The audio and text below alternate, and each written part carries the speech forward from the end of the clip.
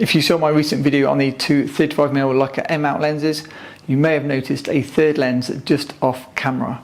Some of you spotted that I was also testing the Leica Summilux 75mm f1.4, now a discontinued lens, which is a Leica M11 lens.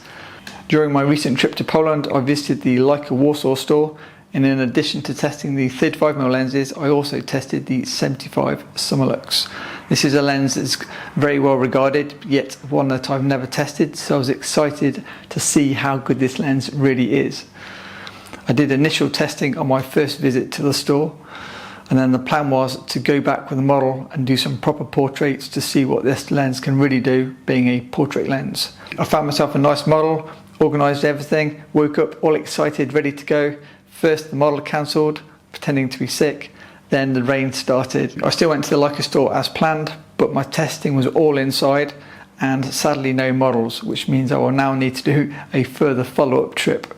The good news is, from this testing in this video, it will hopefully tell you all you need to know with regards to the optical performance, so you know whether or not you may or may not want to get this lens. I tested the lens with the Leica SL2S, the Leica M11 and the Leica M10R. As mentioned in the previous video, the Leica store is opposite both a wine shop and a music store, so I had plenty of cool things to photograph for this test. Hey guys, Matt here from MrLeica.com. The 75mm Summilux is probably legendary amongst the Leica lenses when it comes to portraits, and we'll get onto that as we get into the video.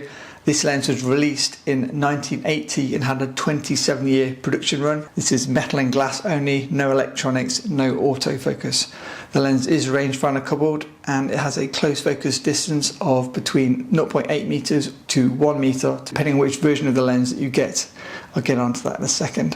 Being a Summilux lens, you have a maximum aperture of f1.4 with half-stop aperture clicks. The 75mm Summilux was released in 3 versions. You've got version 1, which is the smallest of the 3, 490 grams.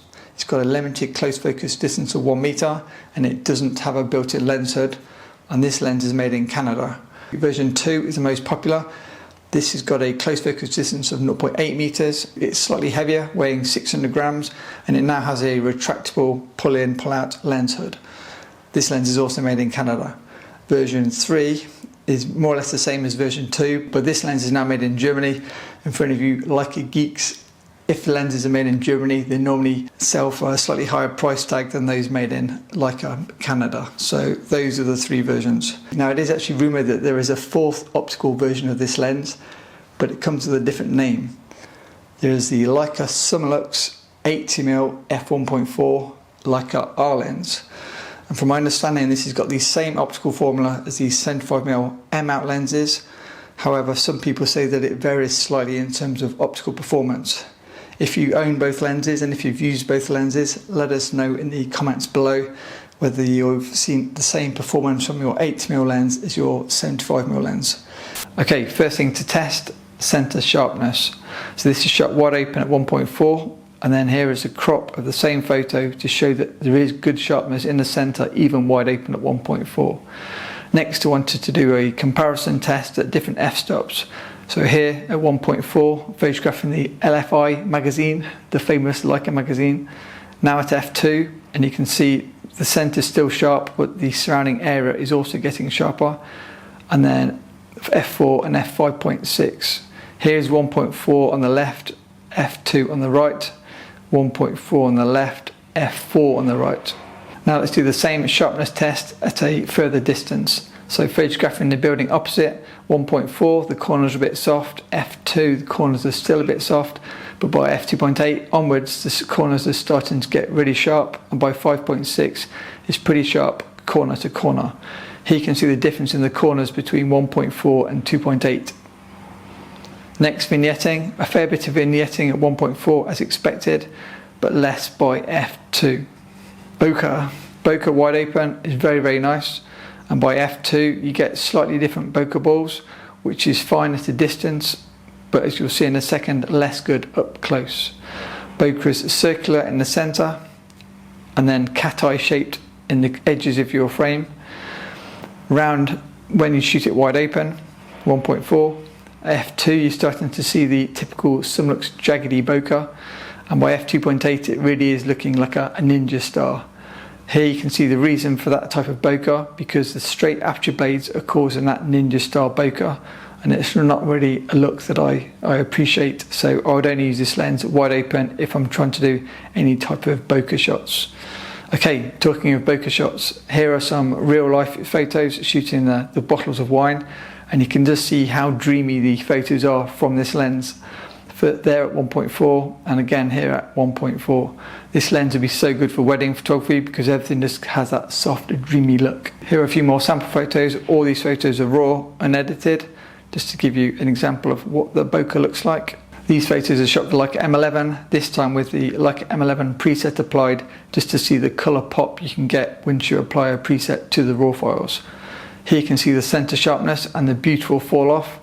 And again, the really nice centre sharpness wide open at 1.4, and then the beautiful fall off in the edges. This lens would be fantastic for portraits. I just need to find a model that will actually show up for the next time I test this lens. Centre sharpness is just brilliant and really good for kind of arty product shots as well. To appreciate the shallow depth of field, here's the same LFI mag, this time shot from above, and you can see the really thin slice of focus at 1.4, f2 and f2.8. For this reason, I think if you're using an M mount camera, EVF to get the best possible image quality in terms of sharpness, or use like a SL series camera, which would be my choice. Okay, so if you're looking for a 75mm for your Leica camera and you don't mind buying used, in addition to the 75mm Summilux 1.4, what are your options? Firstly, I guess you could look at getting the 80mm R lens that I've already mentioned, but if you want strictly 75mm, you could get the 75mm f2.5 discontinued summer RIT, or you could get the still in production 75 f2 Apo, which is the lens I used to use. If you're happy to use non-Leica branded lenses, there are two 75mm current production lenses from Voigtlander, the 75 1.5 Nocturne and the 75 1.9 new Ultron lens, available in multi-coated and single-coated. See the next video for more on those lenses. So the question is the 75mm Summilux the best portrait lens ever made by Leica? And the simple answer is I don't know, because I still need to do a further test with the 75mm Summilux with a model to get a better understanding of whether it is king. From all the lenses I've tested so far, I'd say the number one best performing portrait lens for Leica that I've used currently, made by Leica, is the Leica Summicron 90mm f2 pre-spherical. The version I have, see that video, is absolutely fantastic for portraits. If you want something super soft, maybe you'd like the Leica Thambar 90mm 2.2.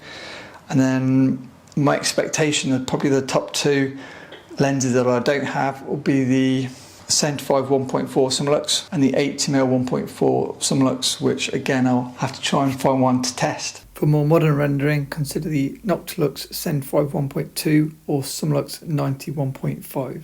I must say a huge thanks again to Leica Poland for making this video possible, and as always a huge thanks to my awesome patrons.